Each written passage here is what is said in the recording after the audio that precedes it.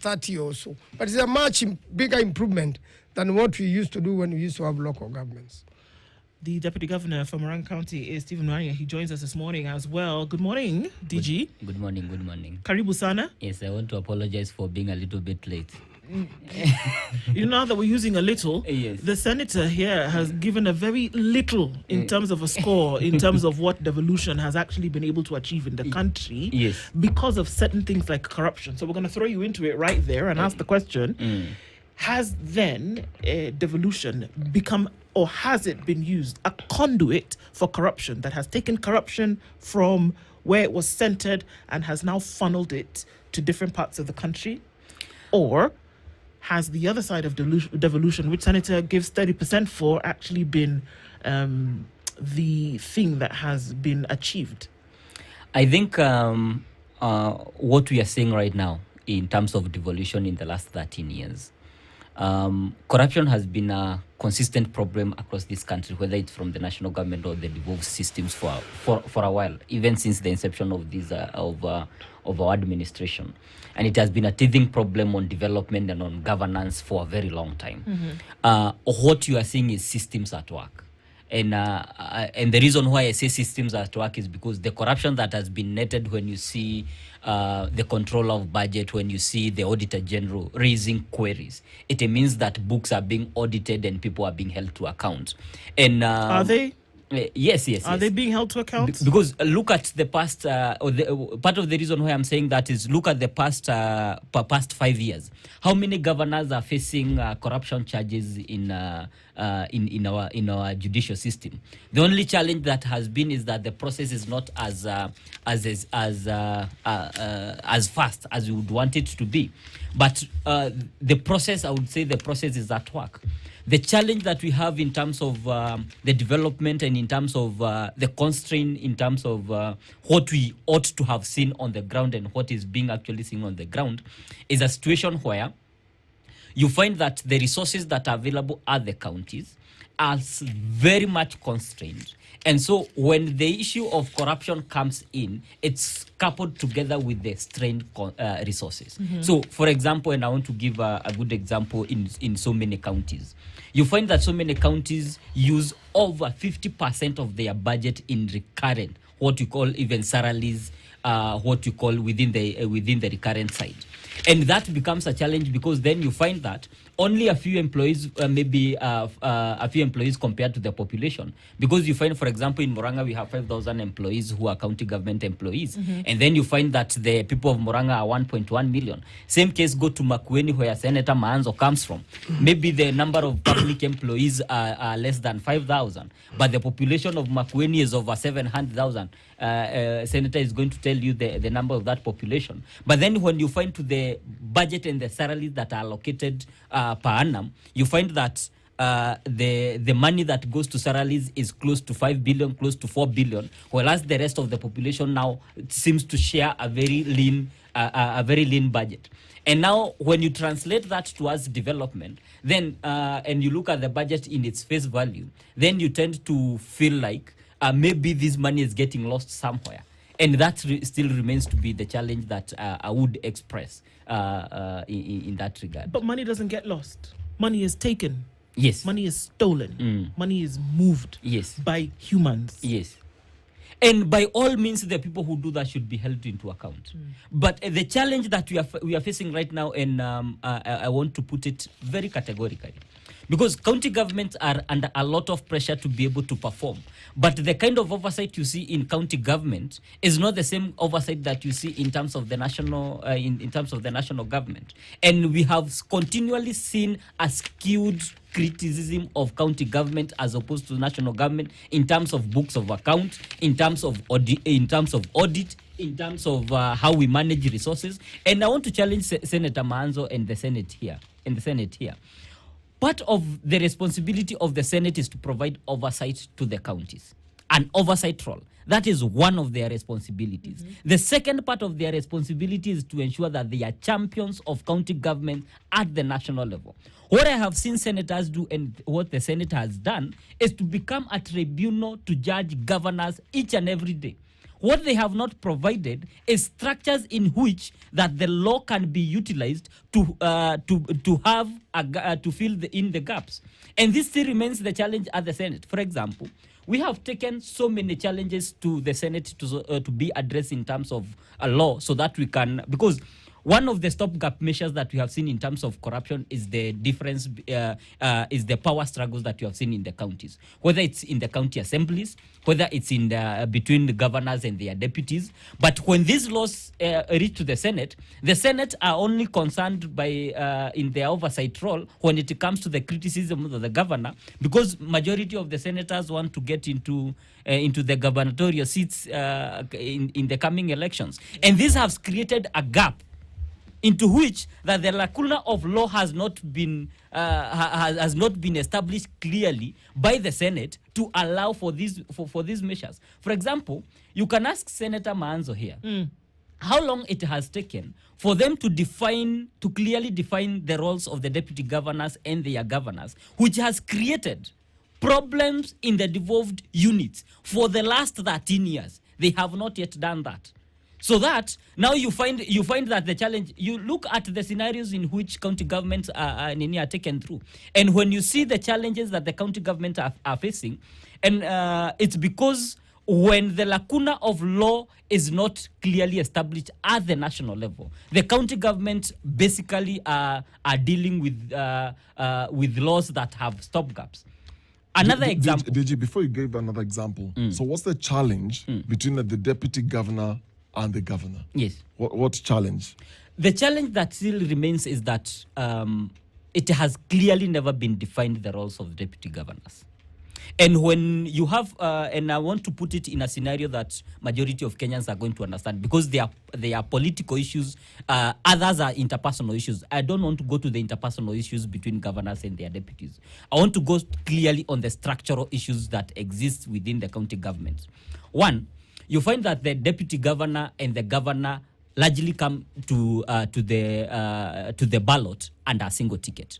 Majorly, they are major politicians from either former members of parliament or members of any other party. They have joined hands to get there. Higher, you find that part of the reasoning on how a deputy governor and a governor comes into it has a geographical indications of the counties. So that you have, for example, other counties, you want a representation from this region, another representation of this region, where you have cosmopolitan structures within counties. You find maybe a governor comes from this community, the deputy governor comes from this community, so that you can have a democratic way of representation at the county government. However, the deputy governor find themselves at the mercy of their governors in terms of all state provided functions, utilities, including their vehicles, including their fuel, including any other thing that they might utilize in that office. Why? Including responsibilities. Why? It is what that was designed as part of the within the 2010 constitution. It's the constitution states, but then that process should have been redefined by Senate. Yes. It's the job of the Senate. But DG, before Senator answers, the same constitution you're quoting, Article 179, yes, 1 of the constitution states that the governor and the deputy governor are the chief executive leadership of the county. Yes. The constitution puts those two. So it's not separating the governor and the deputy, it's the two. So you are the chief executive leadership of the county, working together to run the county executive committee. Yes. Then the next part is the deputy governor is the principal assistant to the governor, meaning you are working together and assisting the governor according to this framework in the constitution. So what then you're saying, the core functions, because you took an oath of office, correct? Yes. So you understand your role as the deputy governor. So how then should it be redefined in the constitution, your role in the county between you and the governor? That's why I'm trying to understand, because the constitution actually gives and defines clearly what your job is and what your role is. Let me get there. Can I assist The first? senator is here. First, I want to say that the deputy governor from Muranga He's a very lucky deputy governor because he has a reasonable governor and a governor who is very fair. And similarly, that's a culture which has been created in Makueni. Kivutha Kibwana and the deputy, though towards the end they had political differences and it was nasty. You can see Mutula Kilonzo Jr., the governor for Makueni, and the deputy governor for Makueni, who in Makueni, in fact, we do, if the governor is a man, the deputy is a lady. And the current deputy governor in Makueni, Mrs. Mulili, is a lady who was a county commissioner. She's a very experienced administrator. So you find there's a very good tie and a link between the national government in Makueni through her, and also administratively, she's very helpful to Mutula, who is originally a lawyer and a senator. And there are many counties where the two go well, but there are also other counties where the governor... It's not many. Very small percentage. Yes, I'm saying Makueni and Murang'a are good examples. Yes. But there are many other counties where, in fact, you saw the case of Kisii. We had to impeach the deputy governor of Kisii. Although the reason we impeached him was more of a personal crime he committed, but it was also coupled with several other differences. You remember Siaya Orengo and the deputy. Immediately they started off. There was a big issue. And a few days, Orengo was busy doing the election petitions. The deputy governor had assumed the full role of a governor. And of course, there were differences. It also came to Senate, but he wasn't impeached. The Senate saved him and sent him back. But there has been a friction ever since. So I want to say that it depends on the two of them. The law is already there, although there has been proposals that we should define further. Because some describe it as like a husband and wife scenario, whereby, you know, the deputies at the it's like at the balcony of the governor. It's like, clear examples are. Clear examples are. What is a deputy governor supposed to do with his functions if he is not given any fuel to travel, even within his own county? Are you given fuel to travel within your county? The vehicle, you are given a vehicle, a county vehicle. You are given a county vehicle. You are given a county vehicle. But is the governor giving you that, or it's the county? Or is the county supposed to give you? You see, that's the challenge that we seem not to understand. That these two things are when the CEO provides a budget, and then the CEO is the one that adjudicates that budget. If the CEO does not provide any budget to the deputy governor, what else do you expect? Let's get this clear. yes. The Constitution, the Counties Act, actually provide for these things that we're talking about very clearly. That it is to the deputy governor, because remember, these are agents of devolution. We are saying that the agents of devolution, to make devolution come to life in the counties, are the governor and the deputy governor. Yes. It doesn't say the governor will then decide when and which functions the deputy governor then can operate within. It's very clear. Yes. And they've said that it is these two agents who are responsible for this. Under what circumstances then does it change until the point that Senate is now being asked, make the law? The law is there. It's very clear in terms of what should happen. Let me give you another example. You remember Machakos, Mutua and his deputy Kiala, those days. It even came to Senate. And the Senate sent him back. But when he got back, he was now no longer, he had just an office and a newspaper and nothing else. No car. And no work for 5 good years. That did happen in Machakos County during the reign of Mutua. So it's true, but it's sometimes also some deputy governors also want to outshine the governor. And remember, should something happen to the governor, the deputy immediately becomes The governor. the governor. No, that is where I tend to differ. What do you differ? The reason why I tend to differ is because part of that reasoning is based on an unrealistic and unproven mechanism. Because I want to ask Senator Maanzo here. he has been in politics for a while. Yes. And politics, most of the times you indicate by the value of influence for someone to become a deputy governor. The only time that a deputy governor becomes a governor without going through an election is through impeachment. But largely, what has happened within the last 13 years, ask yourself how many deputy governors have become governors through way of impeachment. Only 2. The case of Meru the other day, yes, and the case of Waitito in the previous term. Ask yourself how many deputy governors since 2013 have beaten out their governors in a general election, so that reasoning makes sense. None of them. Ask yourself how many have gone to become governors from their previous administration. Only 1. So, are we essentially saying that there's no need for deputy governor? No, what we are saying is is not the challenge that we have seen here is the fear that comes from the office of the deputy governor. Let me ask. It's the same challenge that you saw with the deputy president and the president. Allow me to ask it differently. If for the last 12 years now, going into the 13th year, that there has been this push and pull. There are questions, the deputy governor is not doing this. I can only do this if the governor is not around. I can't even sign checks. I can't do whatever. County functions have been going on for those 12 years, yes, with governors complaining. They've come together. We had a famous case of the Nyeri deputy governor at the time when she was basically locked out of office. They didn't allow her to essentially do anything because of a tiff that she had with the governor.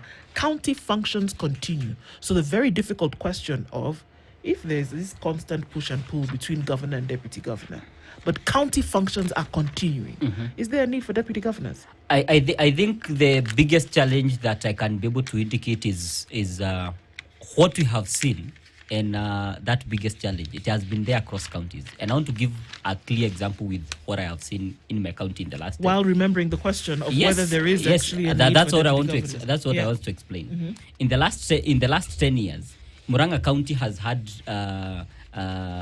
warring deputy governors with the previous governor. We am the 3rd deputy governor, whereas there is only 2 governors in the county. The challenge has always been on those functions. But then I want to also challenge about the functionality of a government when you have 2 warring parties at the head of governance. And then you look past that and you look where governors are working together with their deputies and how effective that county government is. And I'm going to give an example with myself because we have a very good working relationship with my governor. In terms of being a principal assistant, I'm effectively the principal assistant to the governor, leading county executive meetings, doing all the work that is supposed to be doing in delivering towards the manifesto that we give to the people of Murang'a.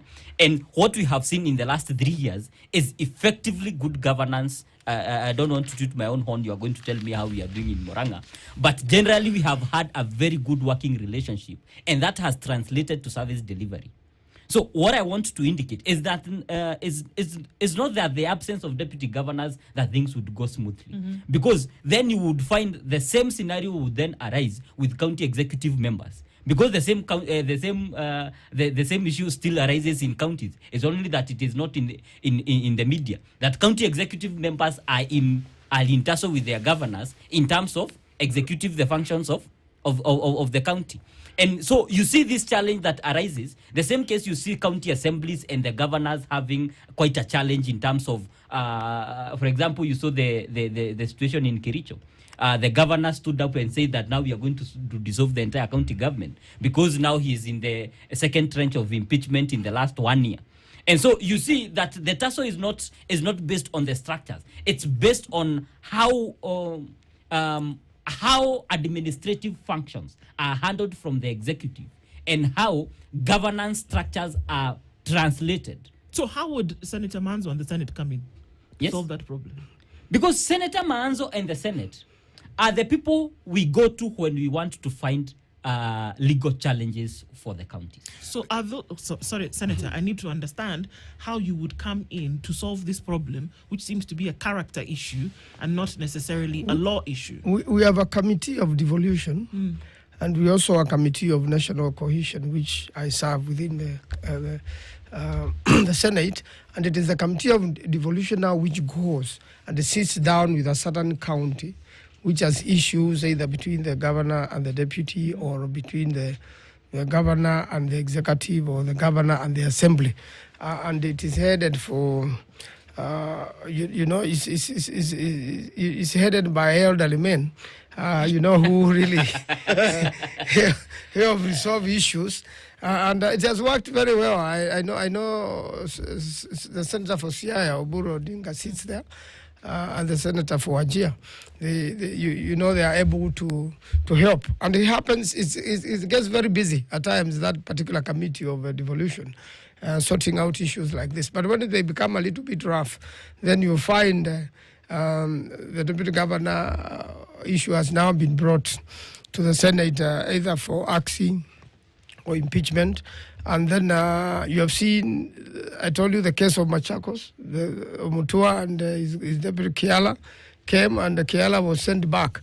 In Kisii, you saw between Governor Simba Arati and the deputy went home. And you have seen it in Siaya, between Orengo and the deputy was sent back. He was saved by the full house of Senate, but there was also a political interference that time. The UDA senators came out in large numbers to save him. So those problems do exist, and quite in a number of times the Senate is seized of them, and does a lot, quietly through that Committee of Devolution or the Committee of National Cohesion to make sure that there is smooth operation in different counties. It seems to me, Senator, and also DG, it seems to me it's and we've had these stories before, because we earlier had the conversation of when you're talking about corruption and looking at the books at the county level, and it trickles down from the national government. They're also doing the same corruption, but the spotlight is more on now counties.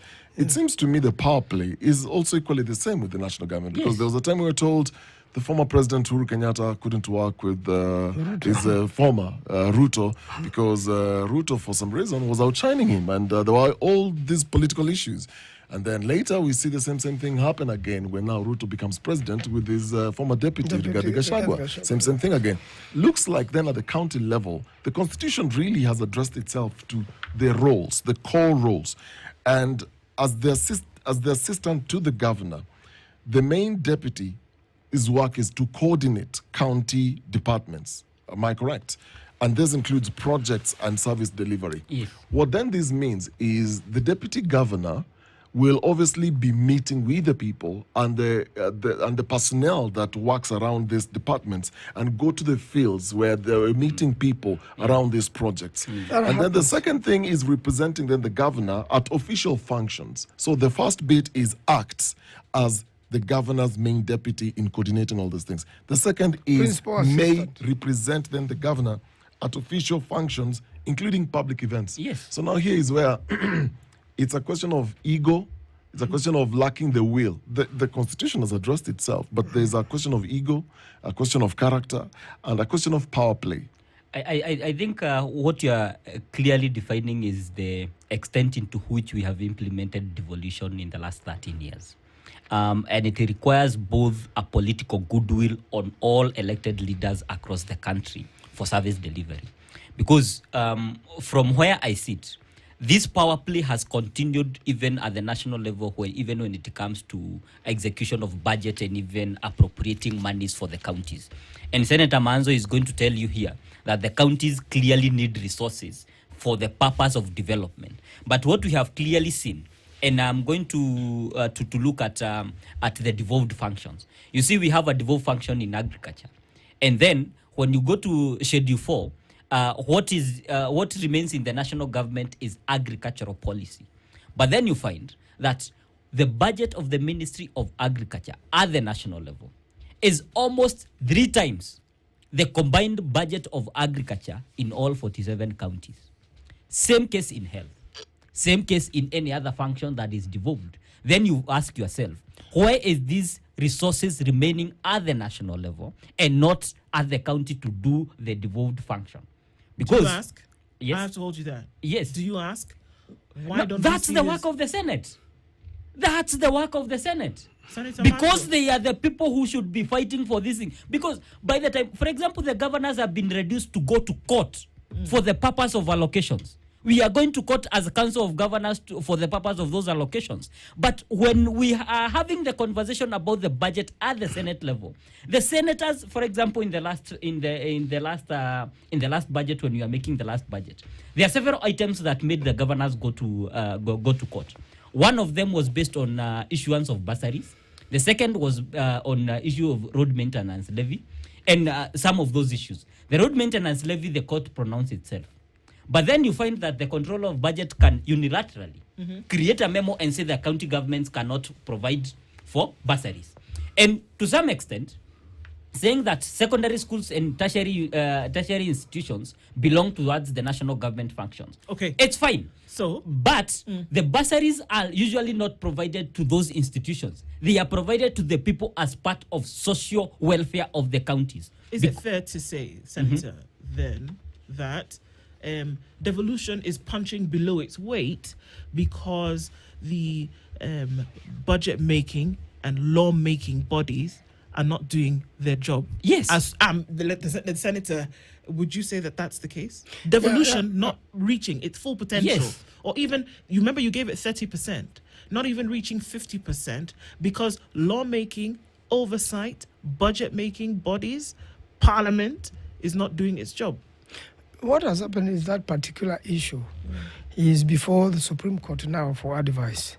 Because as senators, we felt that a lot of that was being done by the National Assembly and not the Senate. And by the time you get what you call Division of Revenue Bill, but it's already determined at the National Assembly, and there is very little you can change. And when it comes to allocating monies to the counties, it's more determined by the national government and National Assembly than by the Senate. And that's matter now. Right now, is being advanced at the Supreme Court, and I hope very soon we'll get a way forward in it. You remember there was a mediation committee to try to mediate the monies which should be added to the counties. And truly, to say, the counties are underfunded by the budget. That is very true. We are not even at the constitutional threshold.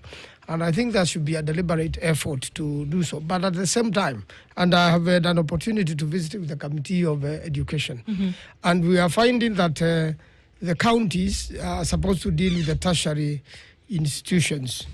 First, the ECDs, there are certain standards which must be there for the children, as we did with the proverb. Yeah. You must get it right. You have seen children suffering. You saw the story of Tharaka.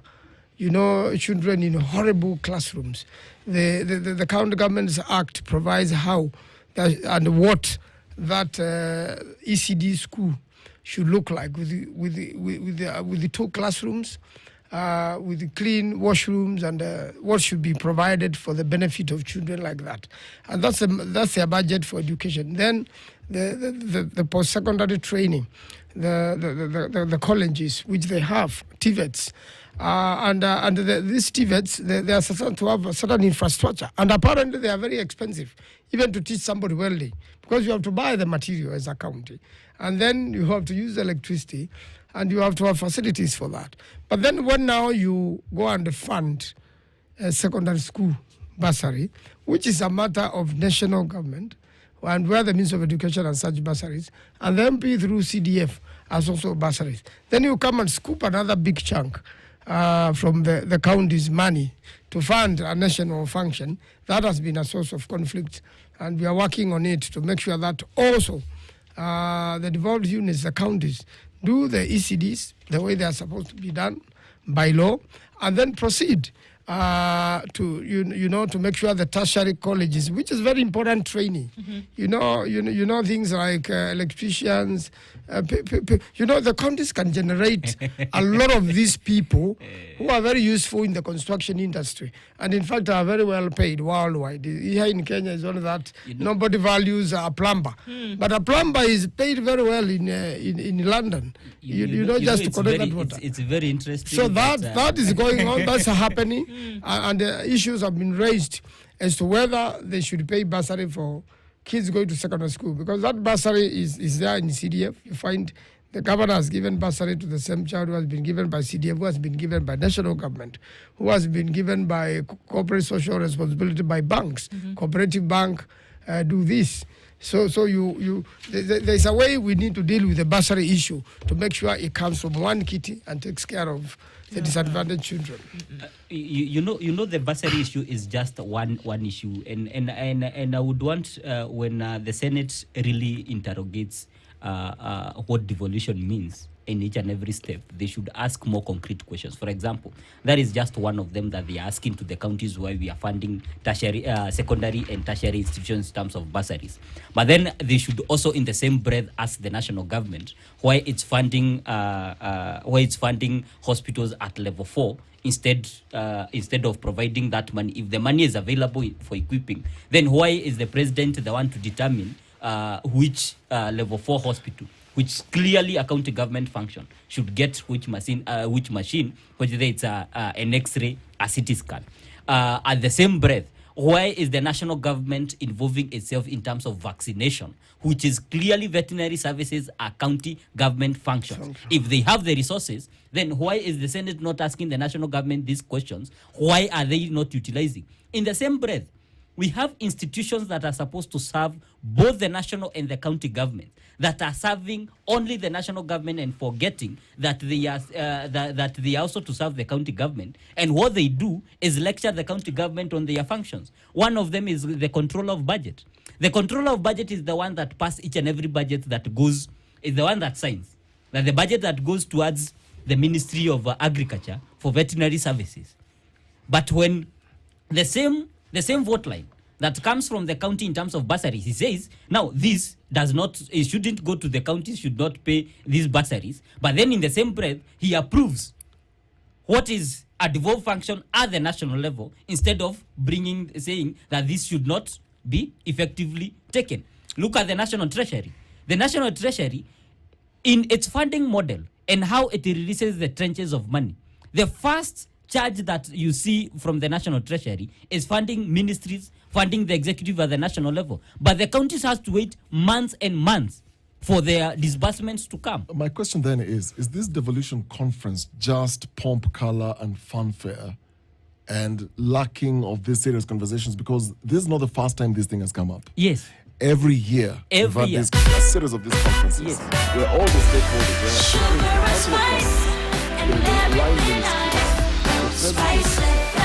Spice up your life. And addresses himself to the governors.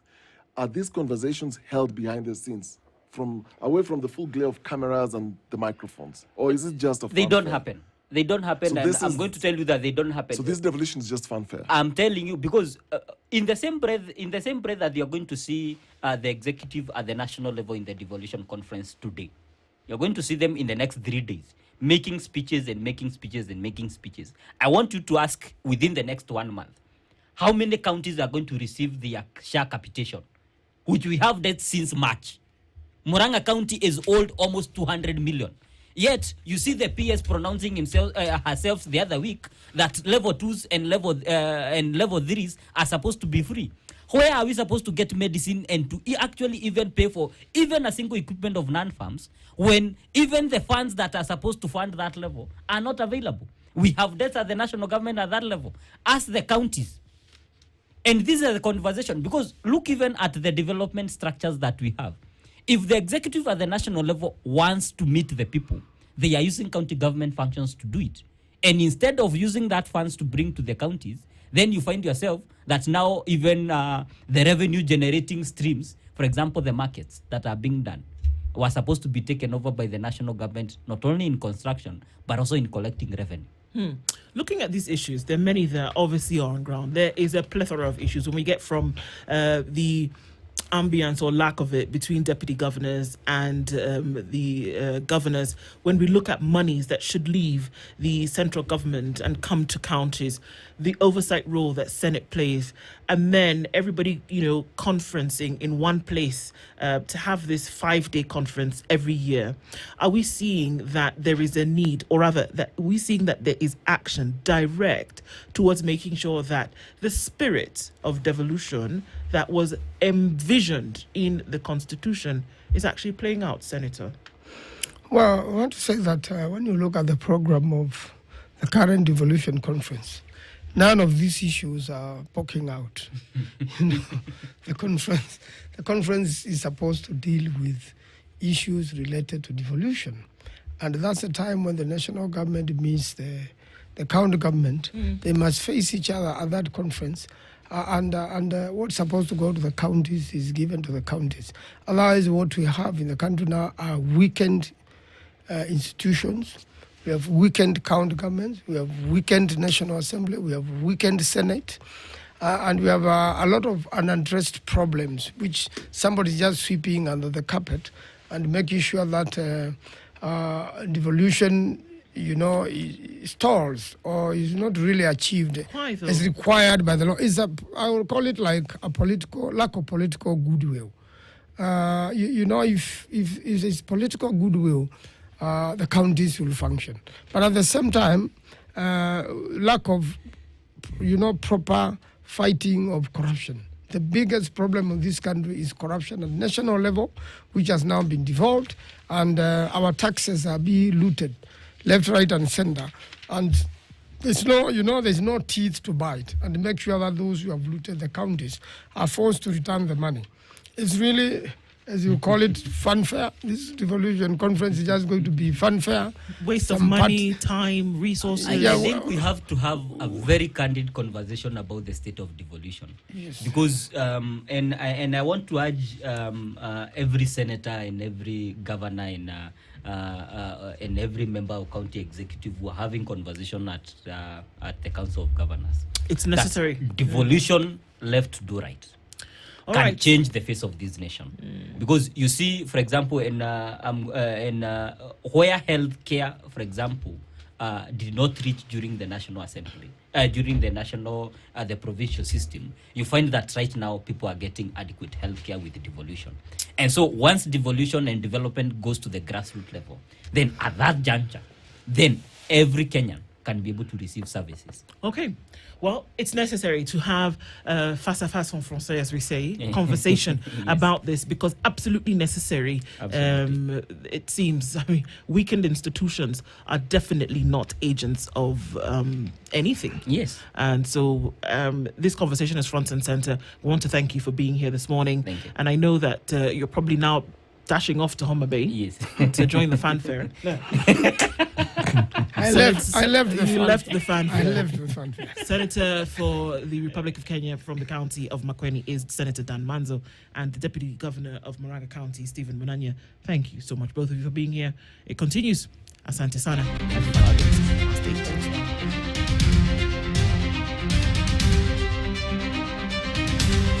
This is the Situation Room, the only way to start your day.